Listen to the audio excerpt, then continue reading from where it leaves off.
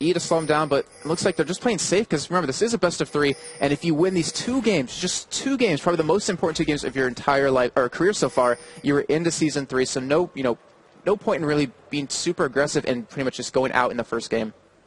Meteor Makers here using a pink ward to actually clear out that single ward that Fnatic had in that top side, and that will put a few questions into Fnatic's mind. Are they going to be invading? Where are they going to be coming from?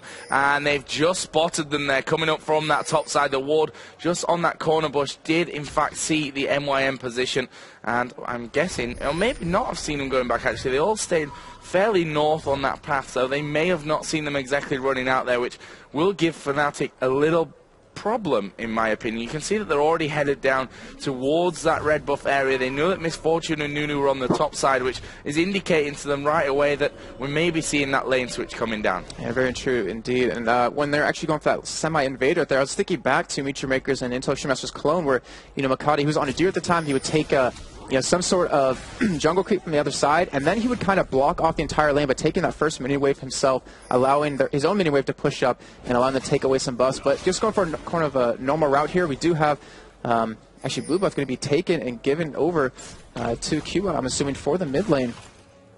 Yeah, it looks that way. Yeah, Kuban will be taking that. We're going to finish it off here with that hate spike. Actually, top lane. Okay. In his top lane, yeah.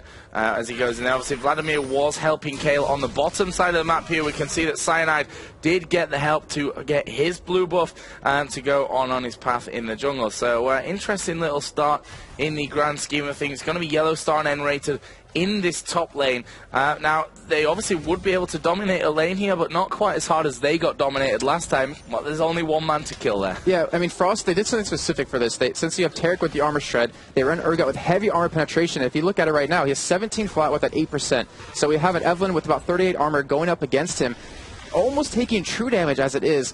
Going to have a really tough time trying to farm in any sort of sense. So we're really going to need to see their bottom lane push this tower down very quick and then potentially go for that lane switch just to kind of hold them out. Yeah, it will be a bit of a race on that front to see who can actually get these towers down quickest. I mean, Kuban, yeah, he's got the advantage of the hate spike range there to stop them coming in as we see the pings on towards Olaf in the middle. And you can see already the damage that comes out. Yellow Star up at level 2, point in his E, point in his Q, get the lock on, and just destroy him from range. That's level 1 Acid Hunter. We do have a 3-man gank coming up here, and if they can secure this blue buff for Yellow Star, he's going to be set for this lane. Yeah, and he is going to get caught out. Actually, the axe will hit him. There is Ghost, pop by Cyanide. Can they get in to finish this kill? Kuban going low, gets stunned at range as he flashed there, and that will be the first blood coming down for Cyanide. Again, I've lost count of how many first bloods this guy has had. Oh, Makata, that's not a good position to be in as he takes 3 turret hits, does walk away though.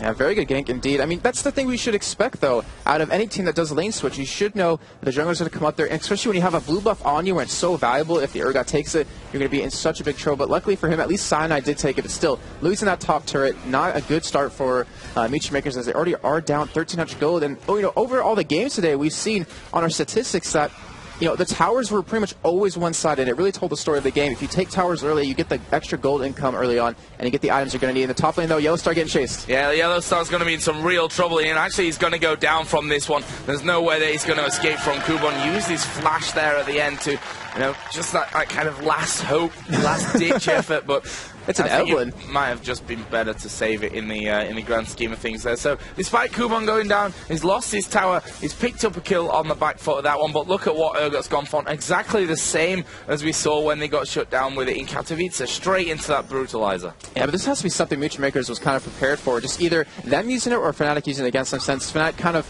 did show that they were very weak to that combo in the bottom lane, at least for their 80 carries. So this is something Meteor Makers has to be prepared for. And the thing is, with that lane now gone, Yellow Star isn't able to farm kills in the top lane unless he switches the bottom. You're able to pick up a kill or two on a Nunu or Misfortune, but you do have Evelyn pushing very hard in the top lane, trying to go for that turret. So the lane switches might actually happen yet again. They really want to keep Misfortune away from Yellow Star, and if they do that well, I mean, Urgot shouldn't be able to get any more fed.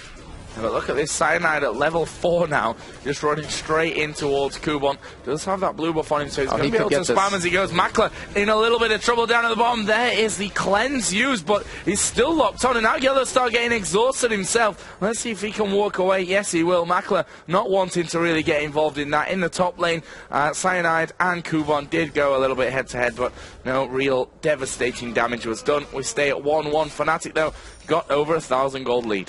And as we saw right there, just, I mean, it wasn't even that long of a fight, and still Misfortune took so much damage, still just sitting on that 48 armor. Then again, you know, Yellow Star is currently sitting on that 27 flat penetration. If they stick to this lane, they're seriously going to have a really tough time trying to get any sort of farm as long as they can land that combo of the stun into Urgot's E. But Makade going to be soaking up some XP, and, you know, he's getting some much-needed levels and much-needed farm. We just see Kubon getting the wards down here. There is one from Fnatic in that tri-bush after that gank earlier on, which got them the first blood. I mean, they had first blood and a turret in less than 4 minutes here. Fnatic doesn't get much more perfect than that, unless you can obviously do something right at level 1 as the stun comes down onto Libic. He's full HP, and Yellow Star is going to try as much damage as he can onto Libic before he has to back away from that. He's running fairly low on mana there, as Cyanide did use his smite just to steal away that Wraith. Yeah, but he does have 71 armor, so he at least is able to tank it. If he can eat the stun, eat Urgot's E, and allow Mackler to just sit there and go to town on one of them, it's going to be helping out quite a bit. Then again, you know, Tarek's W, that extra armor he gives to his lane, it really is a hindrance for any AD carry, especially when not running that armor penetration, which Mackler is currently not at the moment. We do actually have a Phalo stun done over for Cyanide, getting that first blood, able to get that out really soon, so we should see that early Shurelya's coming, and that's going to make him just that much more deadly with the Ghost Ragnarok pop, and the Shurelya's going to be able to chase down this team even easier when they have such a good combo for it. Yeah, I just realised we've not really looked at this middle lane now. It's Charu versus XPK being fairly quiet in there. Obviously, this Vladimir, once he gets up to around level 9, that's when he starts to become a real hindrance. We're probably going to be seeing him get involved in other lanes. Obviously, Charu running what's become very standard for Charu as well, that teleport pretty much the entire time. We've seen him, does have the revolver already finished. Zyra got that Catalyst, the Protector, in there. And let's have a look down at bottom as well, because we do have a 3-man push coming in. Libic going very, very low. Actually, will escape from that one, but are they going to turn this around and finish off? No, not quite. Kuban couldn't get in there for the killing blows. And so one thing Mitchmakers completely has in their favor for this late game, even though they can be chased quite easily, but they have the stacking of Vladimir's ultimate on top of Evelyn's ultimate on top of the bullet time. They do extra damage when Vlad's ulti is down. If they get a nice engage on multiple members, they easily should be able to destroy Fnatic in these team fights. Yeah, these AoE comps obviously are very, very popular at the minute, but at the same time, you've got the likes of Cyanide, who's going to have Ragnarok Ghost on, running straight into the back there, trying to pick off Mackler and stop him from doing that damage from the backside. You've got the great crowd control as well. I mean, Peke's ultimate is going to alone cause them a good few problems. Yeah, that's very true. I mean, the Turk is going to fall off pretty hard later on since they're running that heavy AP kind of composition with the Evelyn, with the Vladimir. But still, that stun, just like you're saying, that CC, if they can lock down a key member or two of Mitchmakers, they're going to have a tough time. But, you know, still, we have Makade with that ultimate. It's such a lifesaver. We've seen it happen before in earlier games, and it can really turn around the tides of a fight. There is red buff taken away for Fnatic. Blue buff being done here by Kubon on their side of the map. Look at the gold, still sticking around that 10,000 mark, being brought back slightly, but if we look there at the totals between them, Evelyn slightly ahead in the jungle there, 600 gold lead for Olaf middle lane. It's actually really even, only about a 40-50 difference between them. In the bottom lane, 2,400 to 2,600 in favor of Urgot. So, you know, it's still really, really even. We're very early on in this game. It's a turret apiece. It's still a lot to be shaped in this match. Yeah, very true. But I mean, with those one turret down apiece, Mitchmakers starting to group up, starting to go for some pushes here and force, you know, Yellow Star not to get too much farm, not let him, you know, get the items he's going to need to get extremely tanky in these fights, and they keep this pressure onto him. I mean, they don't have amazing wave clear, but it's still pretty decent. You have the Vladimir, it keeps stacking that Tides of Blood, can clear a whole wave, you know, himself, plus the hate spike, plus, you know, consume if they want to use it on Libic, and not to mention Misfortune with the double up. They actually are making their way over towards Dragon. No wards currently down for Fnatic, and this could be a free Dragon and first Dragon of the game going to Mitchmakers. Yeah, Rumble needs to get a move on here. Kuban actually trying to do the damage, but he's going to be in trouble because they will move in onto him. And there was a Zyra ultimate. Vladimir ulti comes in there. Kuban manages to get away with the ultimate from Makata down on him. But look at Cyanide running in there. Finally gets exhausted. He runs off towards Soaz, the highest HP member of his team. Now they focus around onto Charu. He will pull. Bullet time comes across. Where are the kills coming down? Charu will drop to Yellow Star. Kuban is very low. Zyra will pick that one up. Where's the next target? They go towards Libic. He doesn't have a flash. He's in the back of that Dragon Pit, but he's not escaping. It was more about making sure that he drew the attention from the rest of his team. But what a turnaround for Fnatic. 3 kills and possibly a Dragon. We still have Kale here at the side. Oh, maybe not for long. They managed to root her in there. Soaz waiting off to the side, but they couldn't quite get the kill. Yeah, that last fight was really interesting because Fnatic, they caught Evelynn, they caught Cubon into the middle of their team. They weren't able to burst it down quick enough because of the KO ultimate, because of Evelynn's ultimate on top of that, but they were able to do enough chip throughout the entire fight and able to pretty much kind of kite them a little bit to be able to pick up these kills. Meet Your Makers, their combo wasn't used perfectly or ideally, and that's kind of the trouble you get into when you're running around a composition that's heavily in favor of team fighting, is if you can't land those combos, you're not going to win the fights and you're going to lose the game. So, the good thing is, for Fnatic right now, they have a CS lead in the middle, but that's really it at this point. We're approaching 20 CS lead for Misfortune. The AD carries. Top lane is 58-50, and that's only going to be getting bigger as Rumble is in the middle lane at this point. But he's actually going fairly offensive in the on towards Charu's position, who's knocked down to half HP already from that Rumble, who's got those sorcerer shoes, and you know, fairly standard to see that Rumble going towards that penetration build.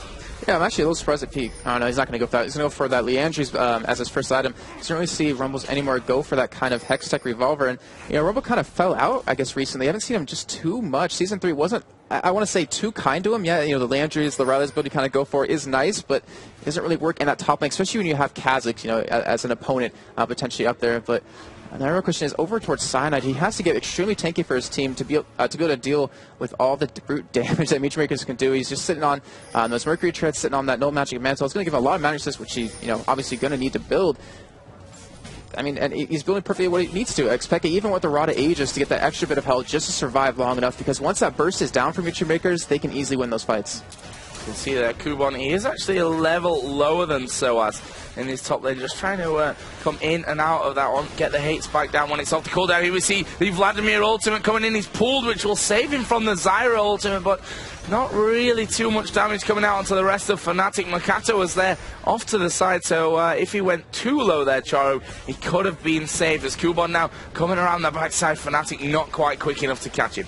You just saw that pure damage that Charu ended up taking from Fnatic. Their single target damage is so high, not to mention they have pretty good AoE on top of that. Now they're going for an aggressive push on this mid. They know when they got Charu very low, he's going to have to back it out. There should be a free turret and a lot of map control over to Fnatic. Yeah, and you see Yellow Star there, just zoning him out as he goes. The threat of being locked onto is just not something that they want to risk at this stage. And now they're pushing even for that inner turret. This would be a big, big win for Fnatic as Kubon comes around the side. Look at the health on him there. That shield proving really, really strong. But again, didn't do too much damage to Fnatic. It just doesn't have the AP right now. Yeah, but he was able to scare them off. And you lost that. Yeah, you lost the first middle turret, but losing the second one is just so crucial throughout the rest of the game with just how much control it gives the other team. But still, we see Urgot right now, he's going into the Giant Spout, trying to get tanky. We see Mikati taking tons of damage right now, and actually drops to Soaz. Yeah, brilliant ultimate coming down there from Soaz. I'm not sure that Fnatic are really finished now. They can see that Libic is going to be low. The question is, will they be able to push any further onto this one? They're quite happy to just be picking off a kill here, picking off a kill there. And certainly, Makato, without his ultimate, didn't even have time to put it on himself there. That'll be a valuable thing when that's out of the fight, as Charu is going to get stunned up there by Taric. The root not quite landing. Here comes the Zyra ultimate, though it won't land onto Kubon and Charu, who are at the front of that team. But they are gradually, mostly by Zyra, to be honest, they're being wound down in health. And now they even turn around and are chasing Fnatic back up the middle. Yeah, actually a smart play by Fnatic. They saw that top lane and bottom lane is both pushing against them. You know, missing out on a lot of free farm. Now to keep those turrets alive, not give Meat Makers any more gold. As long as they can starve them as long as possible, they, you know, are going to keep snowballing this game. You do have, like you're saying, Meat Makers kind of chasing after them, but you know, with not much. You just have that KO, that Misfortune, and that Vladimir in the mid lane with not really much damage. I mean, you saw Vladimir in that last fight do basically nothing. Yeah, he was struggling though. Off at the side, they were kind of focusing him the whole time. He got away from the Zyra ultimate. The roots were hitting him. The plants were dropping right at his feet as well. As he here in this middle turret now, Meat Makers looking for a bit of pressure coming down. Enrated is going to be the focus. Kubon comes in, does get exhausted. Cyanide trying to force him away and doing a good job of it as well. The undertow going through the entire team. That turret is falling very low, but Cyanide is still quite healthy from that one.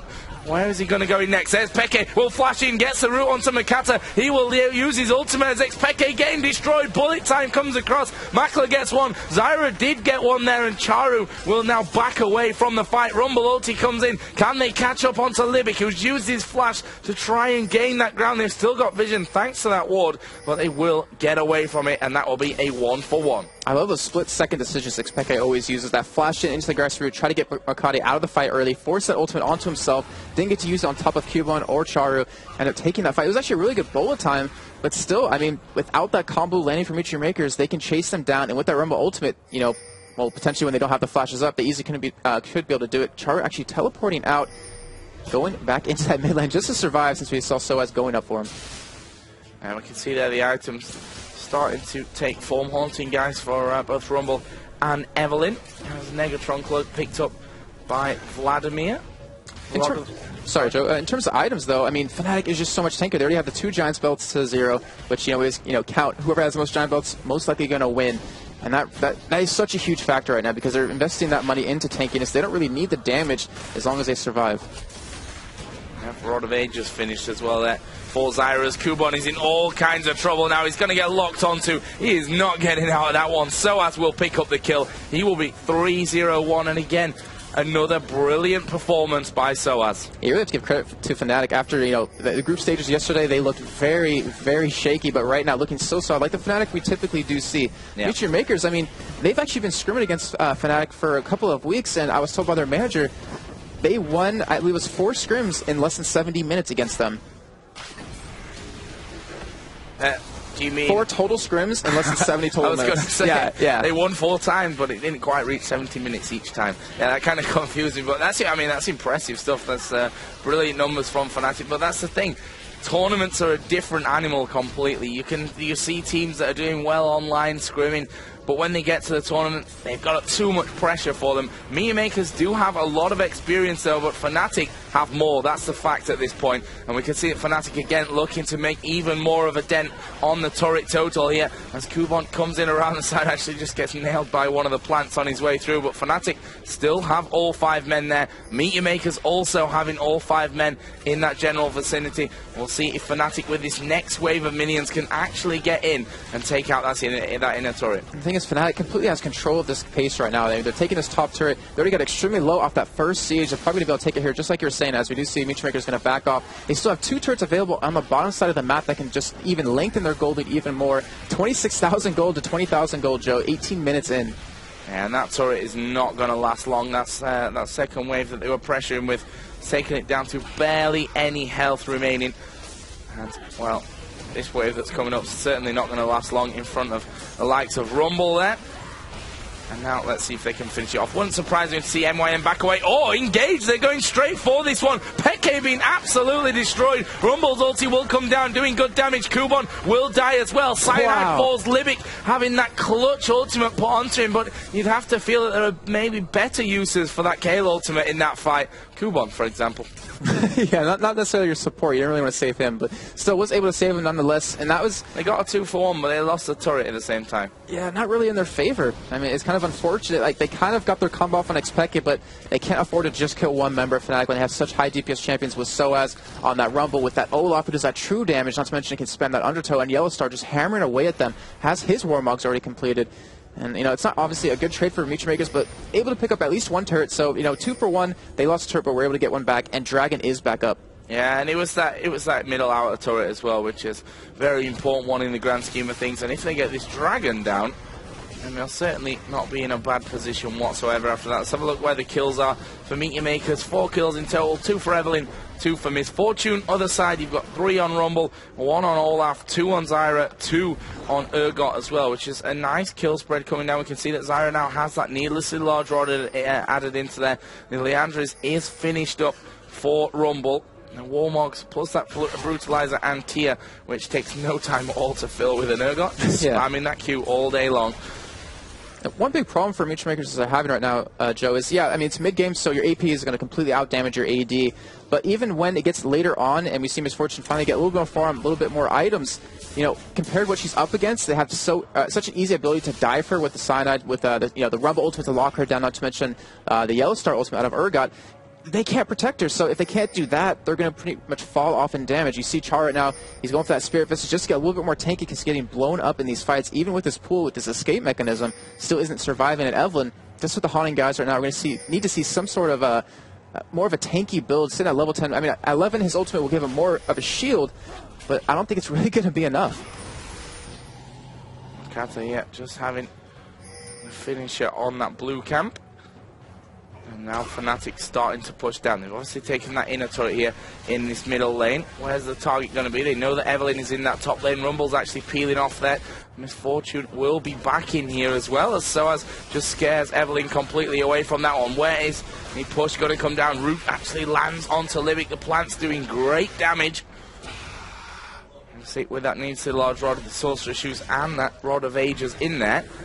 And now Kubon coming in from the side. The ultimate does go down. I'm not sure who's the most effective. Enrater, though, taking a lot of damage. Zyra ulti will knock them all up. Charu is low. He will pull right into the middle of them, but when he comes up, he will die. It's a double kill. Kubon being chased down. Oh. It's finished off there right in the last second. But they've only lost one man here, Fnatic. It's a 3-for-1. Makler and Livic, the two men left alive. And they're going to wait for this next wave of minions and look to have their first inhibitor turret. And Joe, that shows right there how far MYM is behind. And there really is, it's going to be extremely hard for them to come back from this. I mean, they're an experienced team, but I don't think they really have what it takes this game to come back. As they still got his switch available as well. And then they still have the two turrets at the bottom lane they can take any moment they want to get even more of a gold advantage. Yeah, Meechmakers is all about this team fighting, but they didn't even get there. That was the problem.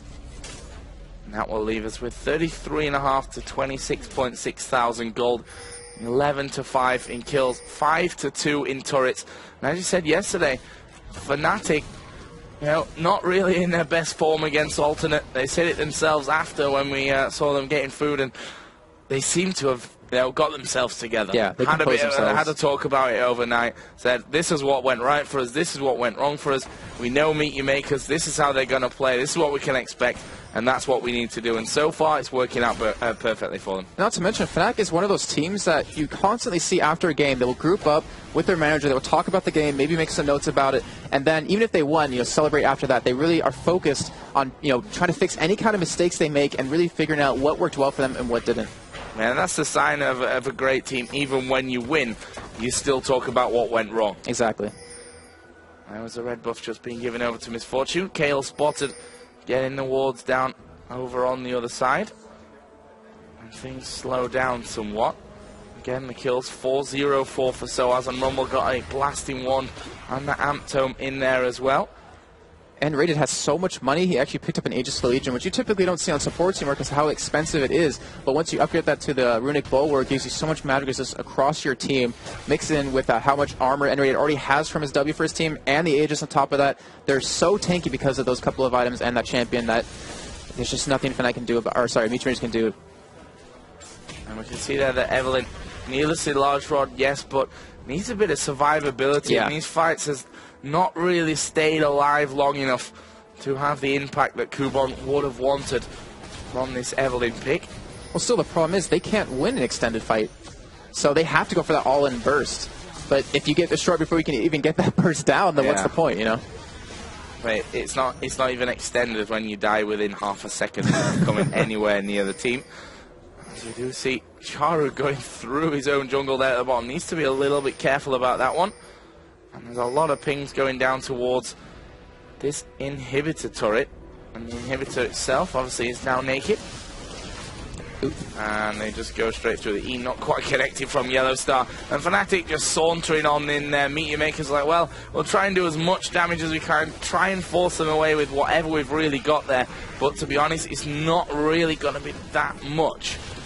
And you're stop Fnatic coming in. And you're seeing right here what's so powerful about Urgot. Since you build so naturally tanky, he's just sitting in the front lines. You never see AD carries sit there, but with the pressure of his ultimate, he can switch someone in, so it really forces MYM to be a little bit passive. If they die here, if they lose this team fight, the game is completely over if it wasn't already. There's a Rumble ultimate. It looks like they're going to go in for this one. We've still not really seen a big switch coming out from Yellow Star with that ultimate, and you can see Meechmakers like, well, we lost the inhibitor, let's go back here, let's not get drawn into any fights. And Fnatic headed down towards this bottom lane, which is actually still intact in terms of the towers. Yeah, I think they kind of just realized, wait guys, we still have 2 turrets we can take if we want. But even though they're not going for them, they're still keeping that pressure extremely hard onto MYM. And by not taking those bottom turrets, they're denying a lot of farm to them. So they're keeping them really starved and really keeping the gold on their side. See that Makler and Livic coming through the jungle. Kuban and Charu both coming there as well. And looks like they wanted to set up a defense here on the outer turret. They should just let him go. I mean, because they can't get that entire lane of farm, and that's a lot of money over time onto the people you need it for. Yeah. But Dragon is back up. Fnatic should be able to take this with ease. Nothing really MYM can do about it.